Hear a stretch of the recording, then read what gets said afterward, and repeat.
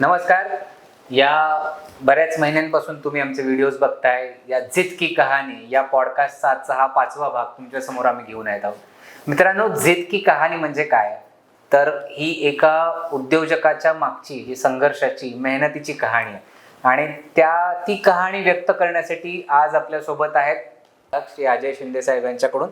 Sir, सुरुवातीला तुमची ओळख आणि आमच्या ग्राहकांसाठी नक्कीच सांगा. आमची ओळख, आम्ही ज्यावेळेस मी गावात शाळेत 10वी नापास झालो, त्याच्यानंतर पुणे ठिकाणी आलो. पण यायचं कारण माझे वडील 2004ला वारले, 2010ला 10वी झाली. जर आता वडील वारल्यानंतर आधारच गेला सगळा. बरोबर. माणूस काय असतं, माणसाचा आधार संपला ना माणूस काहीच करू शकत नसतं. वय अवघं माझं 14-15 वर्षाचा मी अवघ्या. त्यानंतर आपल्यावर एवढी परिस्थिती आली वाईट, की अशी वाईट परिस्थिती होती की आपल्याला त्या काळात आपल्याला जमीन कमी, सगळं कमी, काय करणार. मग करणार काय.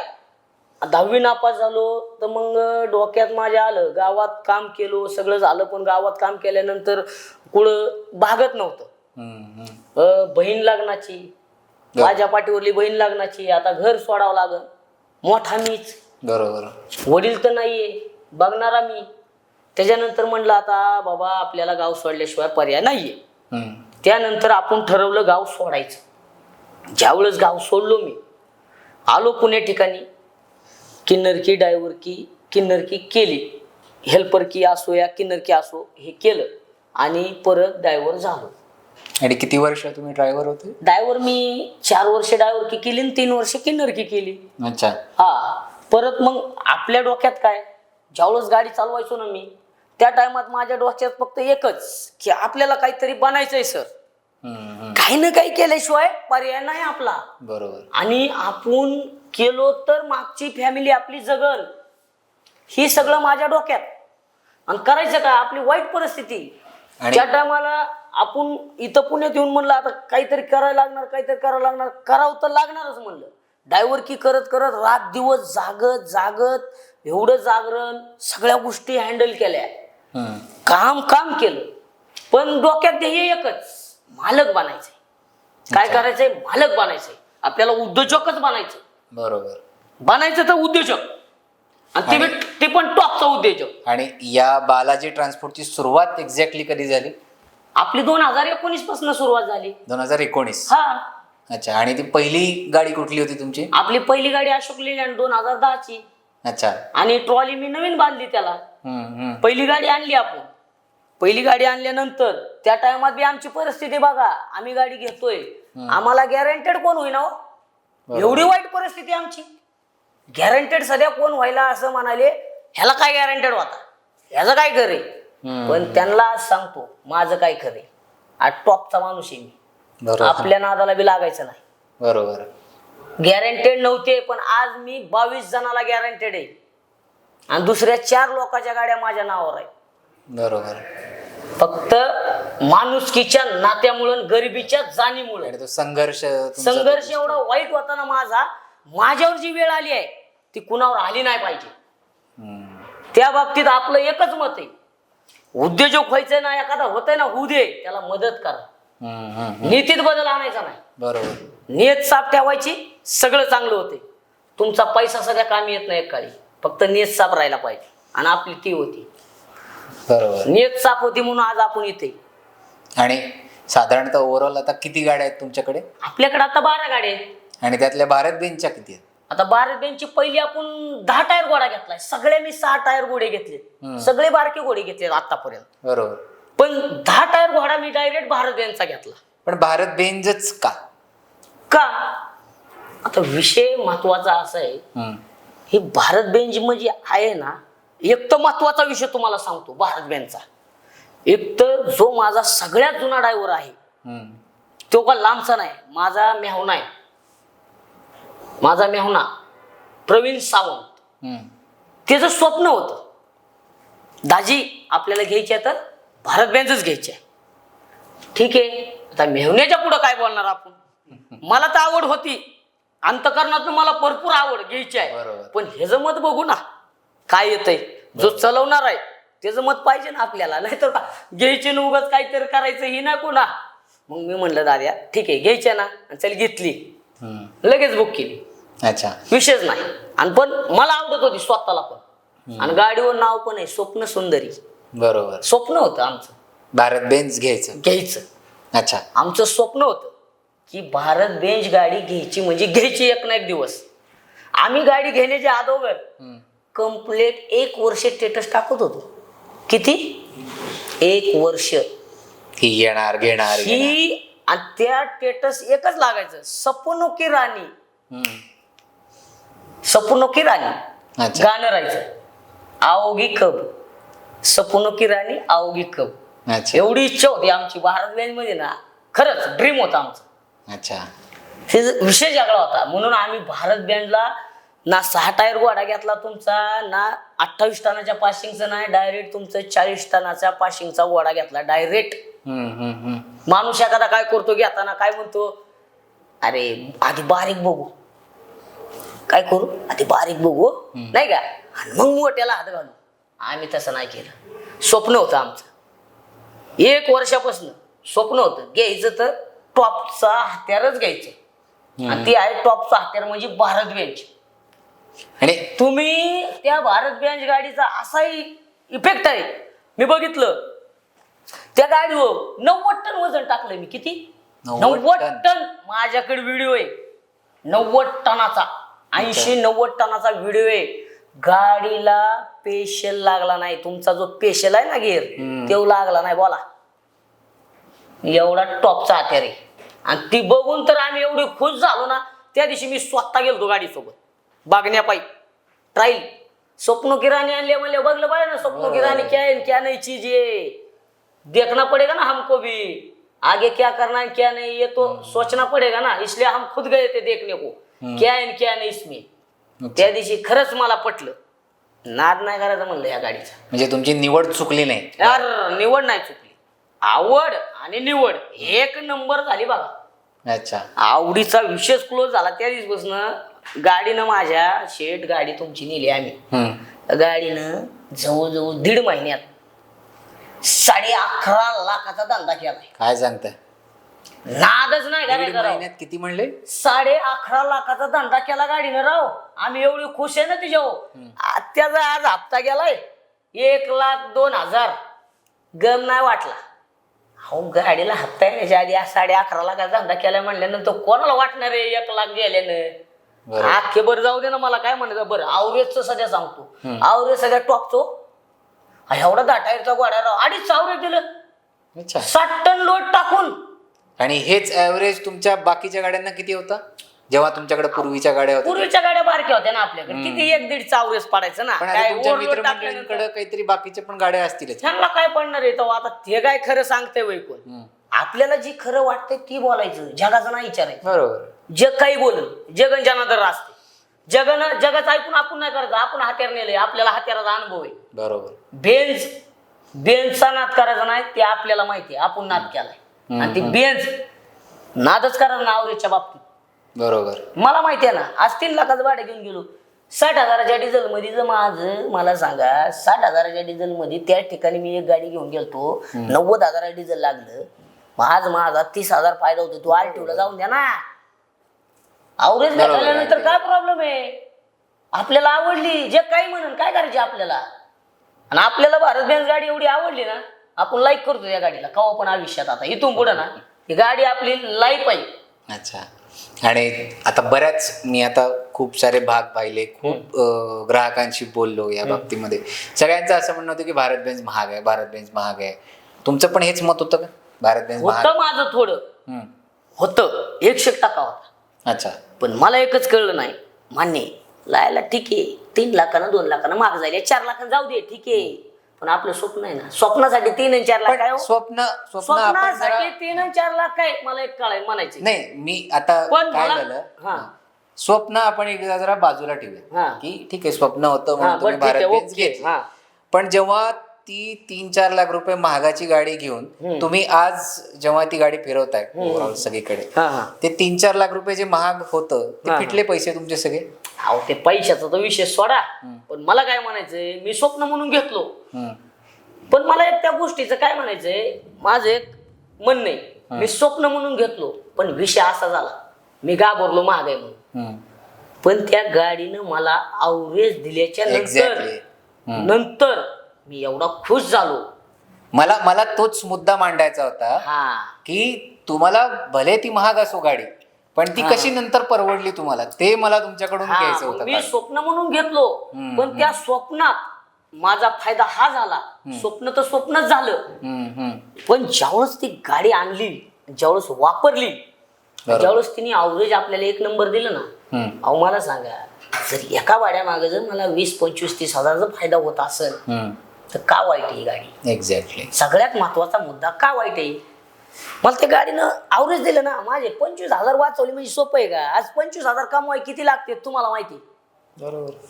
आज माझे 25,000 वाचले, प्लस तो लोड भरपूर वरती, ड्रायव्हर आरामदायक, ड्रायव्हर तर म्हणला काय नाही दाजी, 1 नंबर गाडी. जी गाडी केबिन मध्ये बसून ड्रायव्हरनी गाडी चालवणं आणि कार मध्ये बसून ड्रायव्हरनी गाडी याच्यामध्ये अहो ड्रायव्हर माझ्या किया गाडीत बसतोय, म्हणतोय तुमच्या किया गाडीत मला एवढा कम्फर्टेबल वाट नाही, माझ्या भारत बेंझ मध्ये मला एवढं भारी वाटतंय. आता काय बोलायचं? त्याच्यानंतर त्या गाडीत माझा बारका भाऊ बसून गेला, म्हणला दाद्या अरे आपल्या गाडीत एवढं नाही तेवढं त्या गाडीत कम्फर्टेबल वाटते.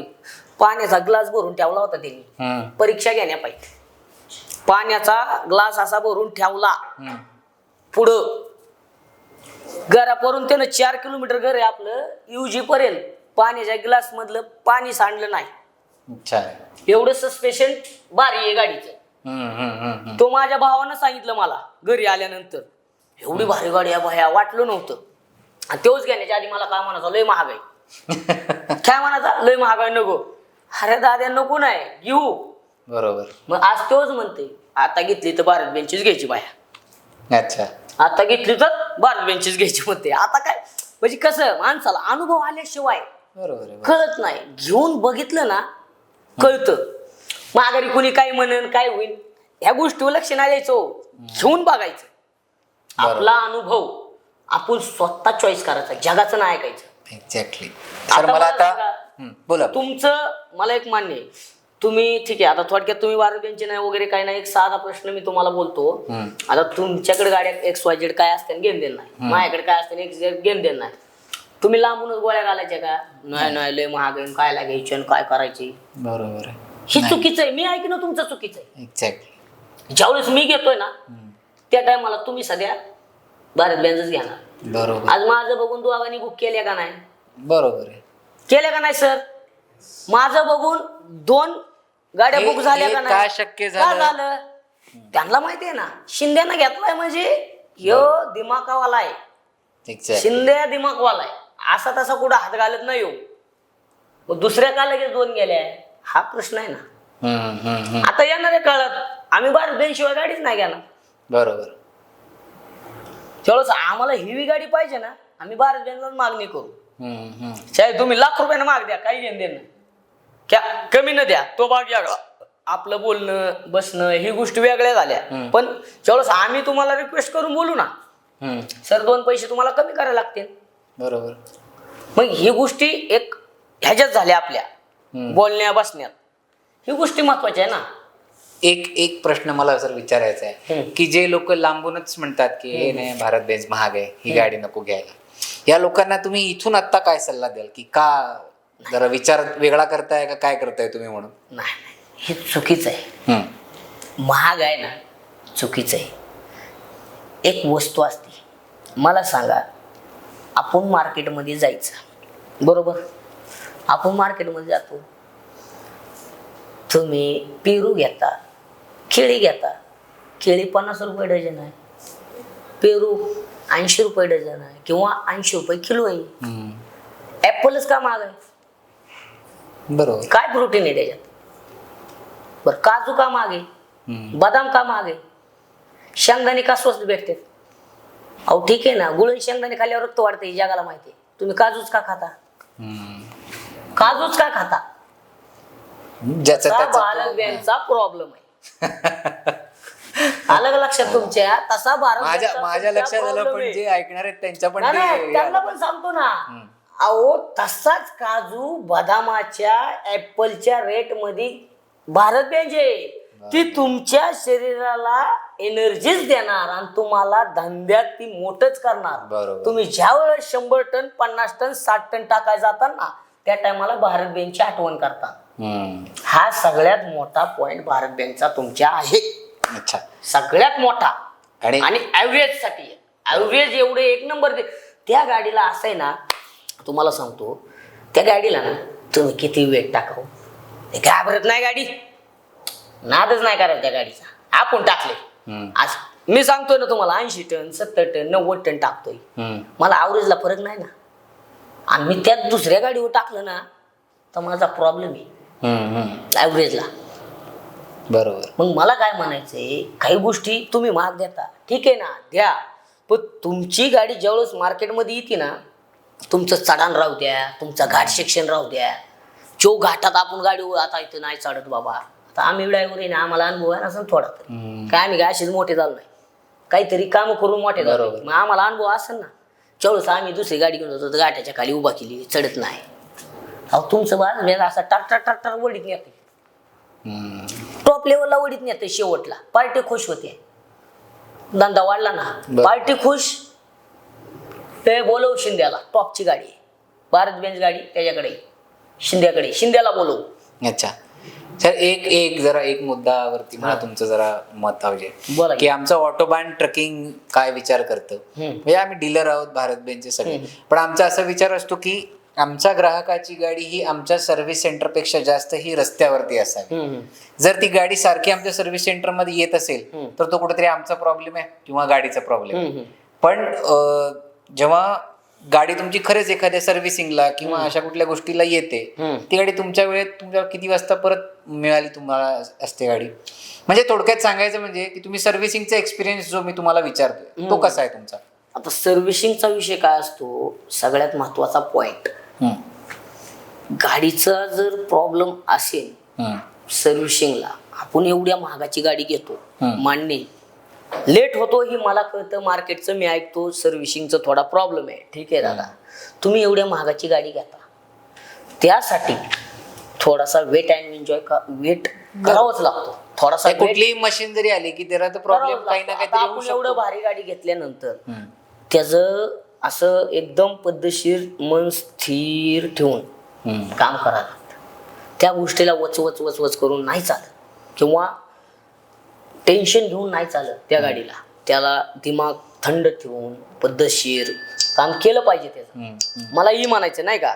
पण माझं एक मत आहे, तुम्ही सर्व्हिसिंगसाठी ठीक आहे, तुमचं एखादा दिवस इकडे तिकडे होऊ शकतो, ठीक आहे, पण त्याचे पार्ट महाग आहेत. काही गोष्टी त्याला कॉस्टली, त्याला एकदम चेक करायला लागतं. तुमच्या स्टाफला काही झाल्यानंतर तुम्हाला येऊन आम्ही बोलणार, ते चुकीचं आहे. तुम्ही पण माणूस आहे, बरोबर, तुम्हाला बोलणं आम्ही चुकीचं होतं, पण ठीक आहे ना, ती कॉस्टली आहे ना पार्ट, त्या पार्टकडे बघायला पाहिजे ना. आणि आता तुमचा असं कुठला एक्सपिरियन्स आहे की जेव्हा असं वाटलं की नाही यार काय फास्ट सर्व्हिस झाली या गोष्टीची, असा एक्सपिरियन्स आहे कुठला आता रिसेंट, किंवा एखादी गाडी कधी तुमची ब्रेकडाऊन झाली किंवा त्या ब्रेकडाऊनच्या पॉइंटला असं कधी आला एक्सपिरियन्स तुम्हाला? नाही, विषय काय असतो सर, काही कदाचित काय होतं माहितीये का, विषय काय होतो, कधी फास्ट सर्व्हिस होईल, कधी नसेल, तुमचा स्टाफ कुठंतरी गेला असेल, त्या गोष्टीला आम्ही हे करू शकत नाही. किंवा कदाचित आमच्या गाडीला कधी ड्रायव्हर गावाला जातो, लग्न, काही कार्यक्रम असेल, काही प्रॉब्लेम असेल, कधी तुमच्या टॉपचा प्रॉब्लेम असेल, कदाचित कवा तरी ही गोष्टी घडतात ना. मग ती कदाचित कधी होऊ शकतं, त्याच्यानंतर लेट होऊ शकतं. बरोबर. बरं, तुमच्या हातात समोर गाडी, तुम्ही गाडी समोर आहे, तुम्ही काम का करणार नाही? एक्झॅक्टली. तुम्ही काय असंच बसाय का?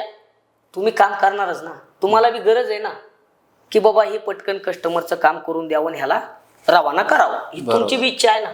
का तुम्हाला वाटतं नाही कस्टमरला राहू दे, इथं बसू दे, चहा कॉफी पाजन ह्याला बस, असं म्हणणार आहे का तुम्ही? नाही, ते तुमच्या हातात नाही ना. त्या पार्टचा प्रॉब्लेम आहे, पार्ट महाग आहे. भारत बेंचचा पार्ट महाग असल्यामुळे तुम्हाला सध्या त्याला चेकिंग वगैरे करून पद्धतशीर सगळं मॅनेजमेंट करायला लागतं. आता याच पॉइंटवर मी तुम्हाला सर एक माहिती देतो की आता सध्या रिसेंटली ऑटोबान ट्रकिंगने काय चालू केलंय की आमच्या जेवढ्या केवढ्या फॅसिलिटी म्हणजे आमचे जेवढे केवढे शोरूम आहेत महाराष्ट्रभर सगळीकडे किंवा अदर दॅन स्टेटमध्ये, आता मुंबई आहे किंवा उत्तराखंड, हरियाणा, उत्तर प्रदेश, सगळीकडे आता आमचं भारत बेंच ऑटोबान ट्रकिंग चालू. या सगळ्या फॅसिलिटीमध्ये काय केलंय आम्ही, स्पीड फिक्स बे नावाचा एक प्रकार चालू केलाय. तो काय करतो स्पीड फिक्स बे, की सपोज तुमची गाडी गेटच्या आतमध्ये आली आणि जसं तुम्ही म्हणता की सर्व्हिसिंगला वेळ जातो किंवा या गोष्टी होतात, त्याच्यावर मात करण्यासाठी म्हणून काय केलं की प्रत्येक फॅसिलिटीमध्ये असा एक बे आहे की जो तुम्हाला सांगेल की तुमची गाडी ही तासाभरात, 1.5 तासात, 2 तासात तिथून बाहेर जाईल, मग भले तो कुठलाही प्रॉब्लेम असो. असे सगळे स्पीड बे या प्रत्येक शोरूम मध्ये आम्ही आता तयार केले, जेणेकरून काय होईल, जरा असं कधी वाटलं की यार असं कोणाचं जर मत असतं की नाही जरा सर्व्हिसिंगला वेळ जातोय 2-3 दिवस, अजिबात नाही जाणार. असं ती गाडी आतमध्ये आली की तिचे जे स्वतःचे टेक्निशियन आहेत त्या बेचे स्पेसिफिक, त्यांना हे ट्रेनिंगच असं दिलंय की गाडी जेवढ्यातल्या जेवढ्या लवकर आतमध्ये येईल आणि किती फास्ट ह्याच्याबद्दली गोष्टी सर्व्हिस होईल आणि ती गाडी कशी गेटच्या बाहेर जाईल यावरतीच ते काम करत असतात. सो आता आमचा असा ऍव्हरेज टाइम आहे की 2 तासाच्या मिनिमम टाइम पिरियड मध्ये ही गाडी आता गेटच्या बाहेर जाते.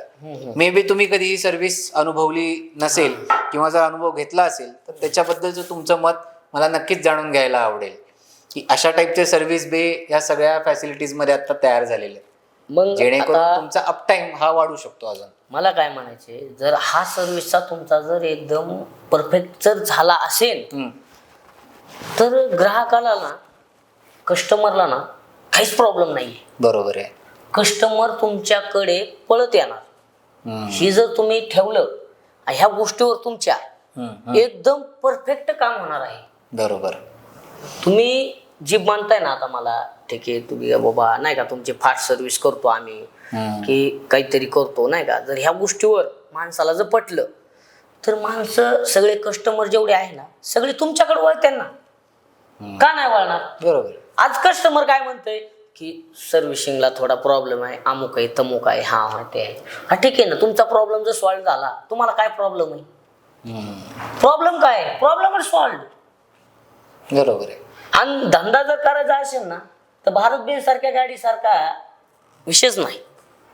आणि कॉस्टली तुम्हाला एक महत्वाचा एक मुद्दा सांगतो, भारत बेंज गाडी आहे ना, ही गाडी आज मी पण ड्रायव्हर आहे, माझी पण एक काळी इच्छा होती, मी चालवू शकलो नाही. आज मालक झालो, ठीक आहे, देवाची कृपा, आपल्या गरिबीची साथ, आपण मोठा झालो, तो भाग वेगळा. पण माझ्या मेहण्याची मी इच्छा पूर्ण केलो. तो मेहना पण माझा किन्नरच होता, हेल्पर होता माझा. आज त्याच्या बी 2-3 गाडी आहेत, तो भाग वेगळा. 2 गाडी आहेत त्याच्या, पण ते मला सोडून जात नाही, हा भाग वेगळा. पण जी माझी इच्छा पूर्ण झाली नाही, त्यानं त्याची इच्छा पूर्ण करून घेतलं. त्यानं त्याची इच्छा पूर्ण करून गेलो मी. म्हणलं चल बाळा, तू म्हणताय ना, चल घेतली. बरोबर. पण माझी पण एक काळी इच्छा होती की ही भारत बेंज गाडी ना, याला आपण कधी चालवणार. तर सर एक शेवटचे 1-2-3 प्रश्न होते आपल्या या पॉडकास्ट मधले. पुढच्या 5 वर्षात तुम्ही बालाजी ट्रान्सपोर्टला कुठं बघताय? मी आता सध्या तर आपल्या 10-12 गाड्या आहेत, पण इथून पुढं आता आपण आपल्या डोक्यात एकच आहे की घेणार तर गाड्या आता भारत बेंज शिवाय गाडी नाही. आता येणाऱ्या दिवाळीच्या नंतर आता ही गाडी तर निल्या चालू व्यवस्थित एकदम पद्धतशीर, आणि एक मोठी गाडी नेणार दिवाळीला. अच्छा. 55-30 गाडी, 55-32 मी गाडी नेणार. आणि एक दिवाळी झाली 2027 ला पहिला ठोका आपला असणार भारत बेंज. आता झाली सुरुवात. बरोबर. आपल्याला आवडली, आपली निवड चुकीची नाही. बरोबर. आणि आवड नाही, तुमची निवड चुकीची नाही हे 100% आणि मला त्या गाडीने एवढा फायदा झालाय ना. बेसिकली आज कोणी काय म्हणत नाही का, काही ते मानते की आशिष यांचं मुलाखत चालू आहे, काय नाही तसलं. आपल्याला आवडलंय, आपल्याला कोण काय मानायची गरज नाही. आपल्याला गाडी आवडली आणि ती गाडीचा नाद करायचा नाही धंद्याच्या बाबतीत. ऍव्हरेज बिव्हरेज नाद करायचा नाही, आपल्याला आवडे, जगाचा विषय नाही. जळणाऱ्यांना काय सांग, अरे जळणाऱ्याला जळा, तुमच्याने घेणं होत नाही म्हणून तुम्ही जळता. हा सगळ्यात महत्वाचा मुद्दा आहे. अरे घेऊन बघ, तुला कळलं. तू भारत बेंजचा फॅन होशील, बरोबर. तू घेऊन बघ, तू भारत बेंजचा फॅन होणार, मला गॅरंटी आहे ना. अरे मी झालो तर तू काय, बरोबर. अरे मी झालो फॅन, तू काय नाही होणार. आणि मला आठवतंय सर, तुम्ही एक माझ्या मते मागची आता जी डिलिव्हरी घेतली, तो डिलिव्हरी एक्सपिरियन्स कसा होता? अरे डिलिव्हरीचा तुमचा नादच करायचा नाही. आज एवढ्या गाड्या आणलो मी इकडून तिकडून, काय विषय नाही, काय नाही विचारी सगळ्या नाहीत कोण. पण तुमचा अख्खा टॉप डिलिव्हरीला असतो, तुमचा अख्खा स्टाफ डिलिव्हरीच्या टायमाला असतो तिथं. बरोबर. की कोणतरी काहीतरी वाहन घेते, तुम्हाला सगळ्यांना आनंद होतोय, तुम्ही सगळे जाऊन उभारता, पेढे वगैरे वाटता, सगळ्या गोष्टी तुम्ही हार वगैरे मोठा मोठा लावता, सगळ्या गोष्टीचं तुमचं निवेदन एक नंबर असतं. निवेदन मला लय आवडलं निवेदन. नादच करा ना निवेदनचा. आता तुमचे व्हिडिओ पण आम्ही बघितले Instagram वरचे, तुमचे जे काही व्हायरल झालेले सगळे गाड्यांबद्दलचे व्हिडिओ आहेत, नाच करती काय आणि ह्या सगळ्या गोष्टी. आपला व्हिडिओ तर विषयच नाही. व्हिडिओ एक नंबर असतात. काय व्हिडिओ पाहतात, 70,000 80,000 1 मिलियनच्या पार पलीकडे व्हिडिओ जातात. विषयच नाही. आपण गाडी भारतव्यांचा व्हिडिओ सोडला ना, असा टॉपचा विषय लाखाच्या खाली येतच नाही व्हिडिओ. 70 80 70 60 65 विषयच नाही. बरोबर. म्हणजे एक विषय तर मला गाडी आवडती, मी व्हिडिओ काढतो, विषयच नाही ना. गाडी धंदा करायचा असेल ना तर गाडी खरंच छान आहे. मी कस्टमरला पण सांगतो की गाडी खरंच घेऊन एकदा बघा. आपण कसं म्हणतो, अरे हे हॉटेल लय भारी, अरे ती लय हॉटेल भारी, अरे दादा बाहेरूनच कशाला भारी, एकदा मध्ये जाऊन बघ ना. बरोबर आहे. बाहेरून बघण्यापेक्षा एकदा मध्ये जाऊन बघ, तेव्हा कळन तुला खरंच भारी आहे का नाही. आणि त्या टायमाला तू फॅनच होणार, ही मला गॅरंटी आहे. नाही झाला ना मला सांग.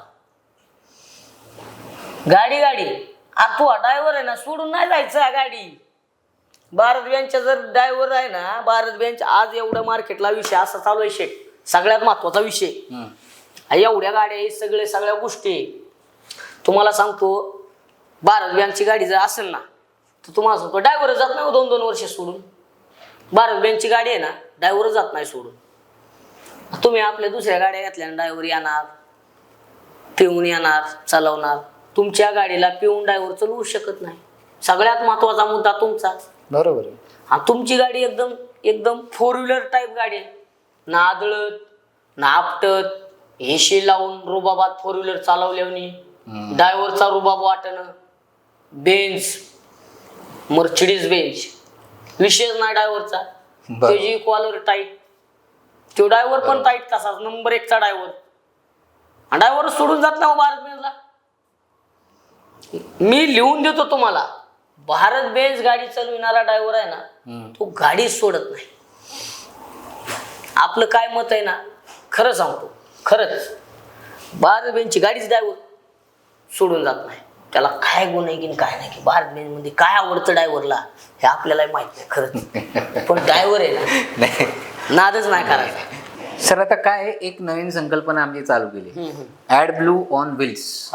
तर ही संकल्पना काय काम करते की कस्टमरला, बऱ्याच ग्राहकांची अशी डिमांड होती की सर जरा ऍड ब्लू मिळायला प्रॉब्लेम येतोय, ऍड ब्लू साठी लांब शोरूम मध्ये यावं लागतं आम्हाला, किंवा आमच्या कुठल्या सेंटरमध्ये जावं लागतं. सो डिझेलचे पैसे वेगळे लागतात आणि ऍड ब्लू घेऊन जायला वेळ पण जातो. ओके. तर यासाठी ऑटोबाईन ट्रकिंगनं काय चालू केले की ऍड ब्लू ऑन व्हील्स नावाची संकल्पना चालू केली. त्याच्यामध्ये काय की तुमची गाडी कुठेही असो, महाराष्ट्राच्या कानाकोपऱ्यामध्ये किंवा आमच्या ज्या टेरिटरीमध्ये कुठेही असो, की तिथे तुम्ही कॉल केला, जागेवरती तुम्हाला ऍड ब्लूच्या बकेट जेवढ्या पाहिजेत तेवढ्या फ्री ऑफ कॉस्ट मध्ये, delivery charges free of cost मध्ये तुम्हाला जागेवर तुम्ही आणून देणार. पाहिजे नाही.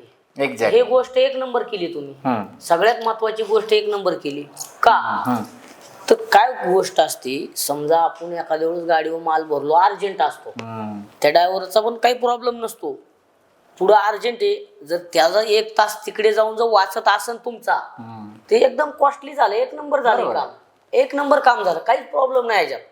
म्हणजे एक काय होईल, फोन केल्यानंतर बाबा आपण आता कुठं जाणार आहे, हा मोठा जिल्हा आहे, त्या जिल्ह्याच्या ठिकाणी जातोय, ड्रायव्हरला पण माहित असतं की बाबा ह्या नंबरला कॉल केल्यानंतर गाडी येते. बरोबर. मग जर गाडी जर येत असेल तर एक नंबर काम होणार ना. म्हणजे जसं तुम्ही मगाशी म्हणले ना की ऍड ब्लू ओरिजिनलच वापरा, रस्त्यावरती टाकू नका, तो सगळ्यांचा प्रॉब्लेम आता या ऍड ब्लू ऑन व्हील्स मुळे ना थांबणार. आणि अजून एक सर मुद्दा तुम्हाला सांगायचा आहे, ऑटोबाईन ट्रकिंग जसं इतके वर्ष 2021 पासून पुण्यामध्ये किंवा महाराष्ट्राच्या बऱ्याच ठिकाणी आता आहे, तर आता तुमच्या गाड्या महाराष्ट्राच्या बाहेर पण जात असाव्यात मे बी. तर एक आवर्जून मला तुम्हाला सांगायचं की आता ऑटोबाईन ट्रकिंग मुंबईमध्ये, ऑटोबाईन ट्रकिंग दिल्लीमध्ये आणि ऑटोबाईन ट्रकिंग हरियाणा, उत्तर प्रदेश आणि उत्तराखंड अशा जवळपास 6 स्टेटमध्ये आता काम करते. हा. म्हणजे जी आमची पूर्वीची ज्या फॅसिलिटी होत्या साधारणतः 20 ते 21 फॅसिलिटी होत्या, आता त्या जवळपास दुप्पटीपेक्षा जास्त झालेल्या.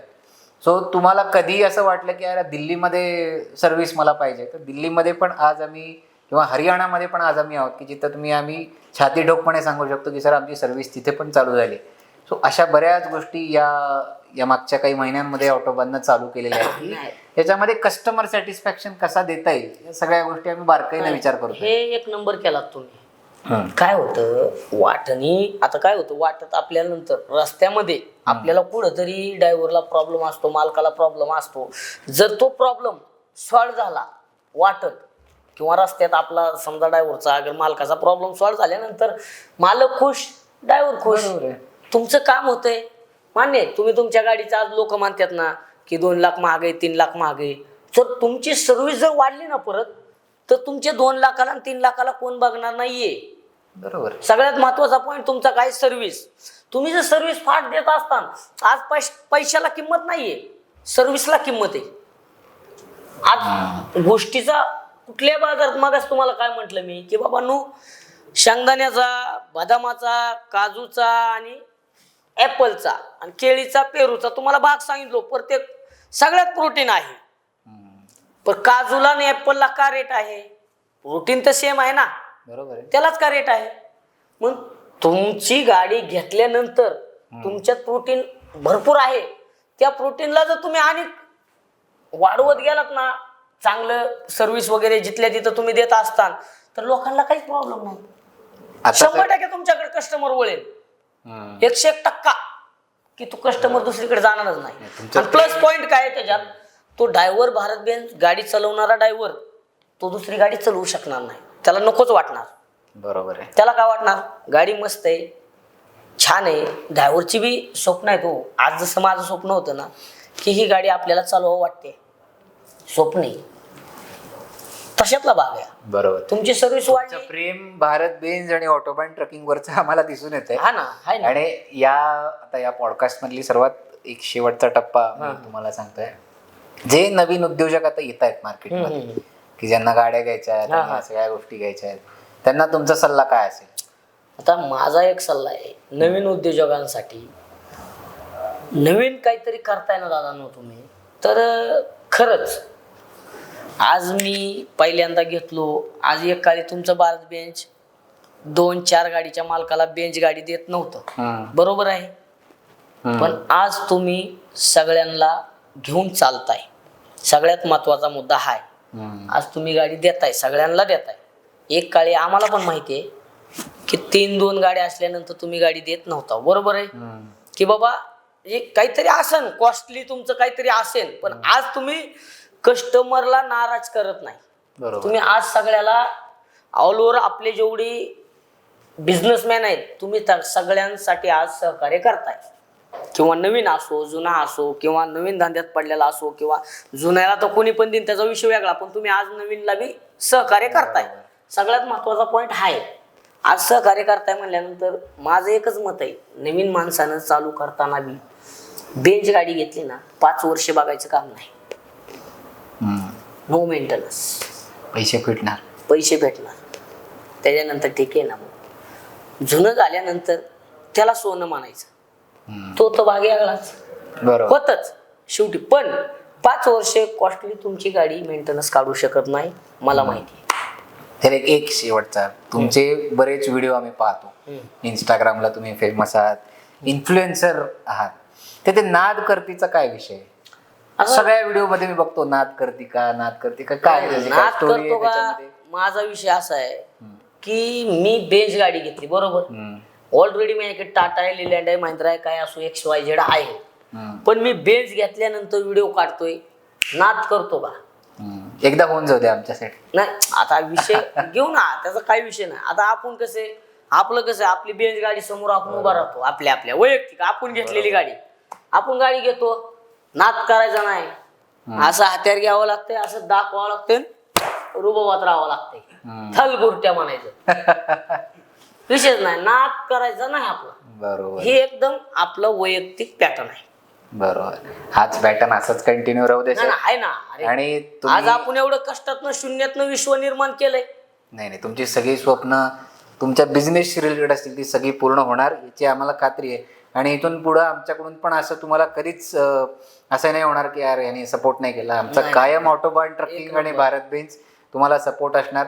सर वेळात वेळ काढून तुम्ही या पॉडकास्टमध्ये नाही, सहभागी चालेल, झालात चालेल. आणि तुमचा मार्गदर्शन किंवा सल्ला असेल किंवा अजून नाही, काही नाही. एक मित्रत्वाच्या नात्यानं तुम्ही बऱ्याच गोष्टी विषय तुमच्यासोबत महत्वाचा शेअर म्हणजे केल्या. मला एक म्हणायचंय, आपल्याला जी गोष्ट आवडते ना, हम्म.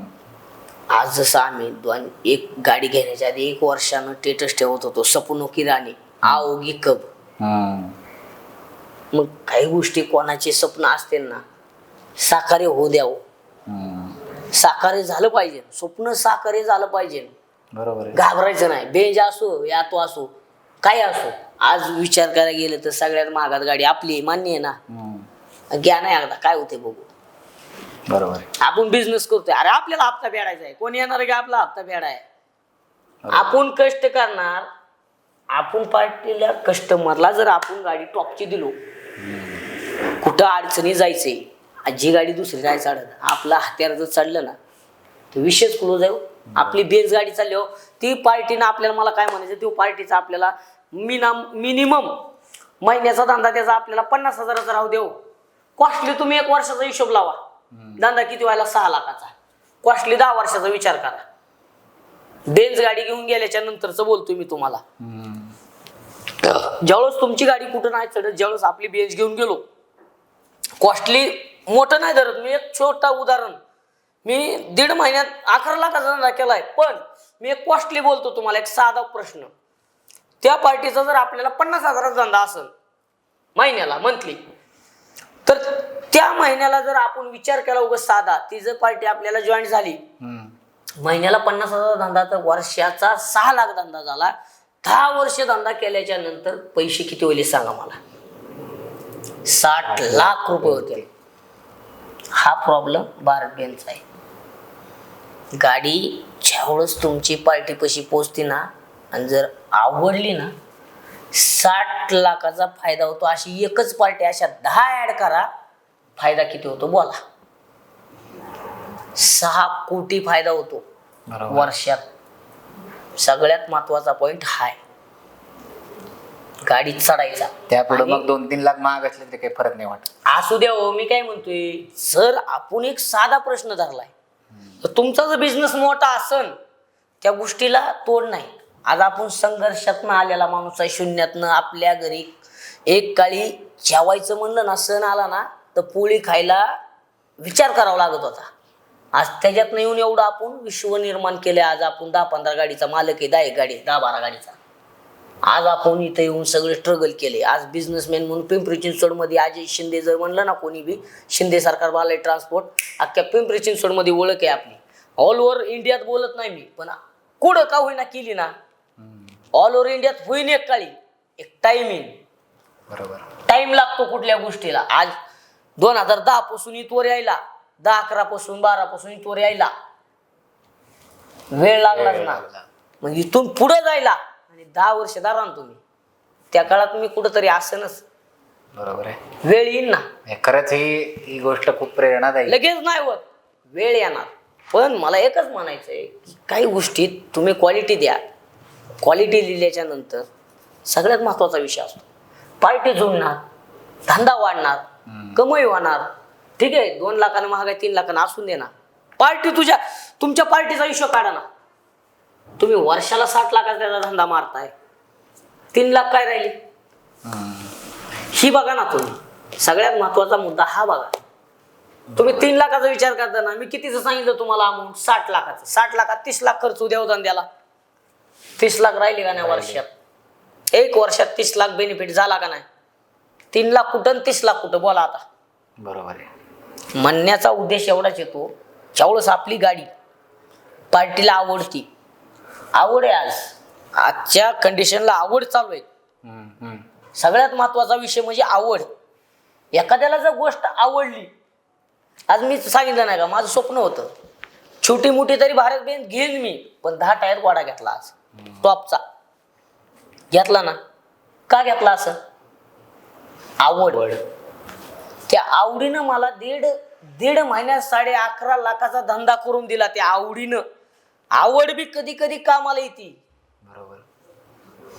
आज मागणी आहे मला, शेठ बेंच कुठे आहे तुमची? आहे उभा, आजही पाठवतो. बरोबर. याच मुद्द्यावर तुमच्या मी सांगतो ना, बारकी गाडी असेल शेठ भाडं 15 होईल, 20 होईल, 30 होईल, 40 होईल, 50 होईल. लोकल 10 किलोमीटरच्या आतचा ते म्हणतात 100-200 नाही, 10-20 किलोमीटरच्या आत बारक्या गाडीला आपण घेतो किती? 10. शेठ 20 होईल. डबल टॉपचा विषय. देतात लोक भाडं, द्यावंच लागते. हत्यार आहे ना तसं. बेंज आहे ना, त्याला बेंज म्हणतात. गाडी बघून द्यावंच लागतंय. 10ची काय किंमत आहे? तुम्हाला एखादी गोष्ट आवडली, तुम्ही 10चा विचार करता का? नाही. पाहिजे गाडी. काही लोकांनी माझ्याकडनं गाडी व्हिडिओ काढण्यासाठी नेली. व्हिडिओ काढण्यासाठी. त्याचं काय? बरोबर. अशा गोष्टी आहेत. याच आता मुद्द्यावरती आपण शेवट करूया या पॉडकास्टचा. तुम्ही आलात, तुम्ही वेळात वेळ काढून या पॉडकास्ट साठी आलात, चालतंय ना. त्याबद्दल तुमचे आभार. आणि असेच तुमच्या तुम्ही जे संकल्पना मांडल्या, तुमच्या पुढच्या फ्युचरसाठी ज्या काही गोष्टी आहेत त्या नक्कीच पूर्ण होतील. मी असा विचार करेन तुमच्या आता ज्या काही 12-15 आहेत त्याच्या 100 ते 150 व्हाव्यात, ही आमची अशी इच्छा आहे. आणि त्या होणारच. मला ज्या आत्मविश्वासानं तुम्ही ज्या तुमच्या गोष्टी सांगताय करणार, आपण करणार.